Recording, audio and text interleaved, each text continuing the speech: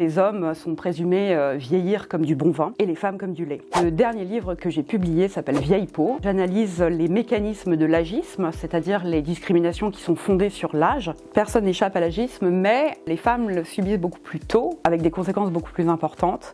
Ce qui signifie qu'en fait, le fait d'être une femme est une double peine dans le fait d'être vieux ou vieille.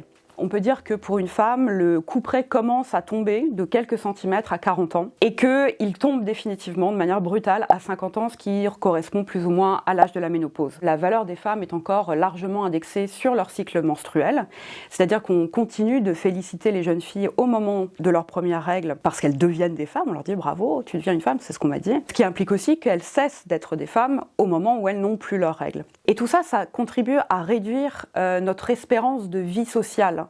C'est-à-dire que la plupart d'entre nous avons l'impression que tout se joue avant 40 ans. Et que si avant 40 ans, on n'a pas coché les bonnes cases du bingo de la féminité, c'est-à-dire qu'on est en couple, marié de préférence évidemment, qu'on a un enfant, c'est vraiment qu'on a raté notre vie. Or, je rappelle quand même que l'espérance de vie moyenne d'une femme, c'est de 85 ans. Donc en fait, ce qui veut dire que symboliquement, on passe plus de la moitié de notre existence dans une espèce de sas symbolique vers la fin. En fait, on refuse aux femmes ce qu'on autorise à tous les êtres humains de cette planète.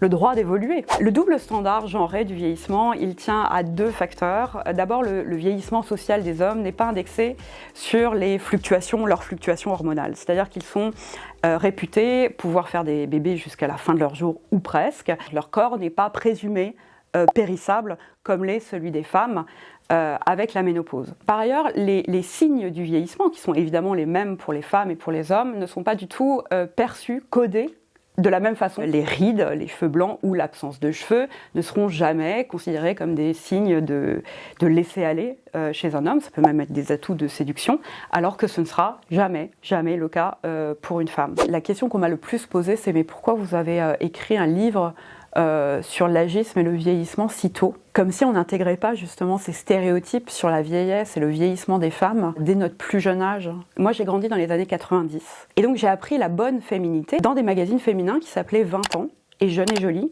dont les titres sont déjà édifiants. Ces magazines étaient truffés d'articles pour prévenir l'apparition des rides, etc. et de publicités pour des produits anti-âge.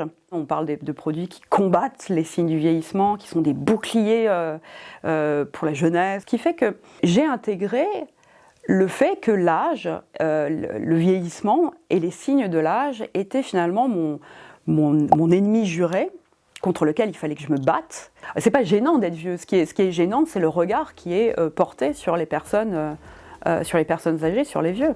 Et je pense que c'est ça qu'il faut vraiment changer. C'est pas les rides ou l'apparence des cheveux blancs ou notre apparence physique qu'il faut changer, mais vraiment le regard que la société porte sur ces rides et ces cheveux blancs et ces signes du vieillissement féminin.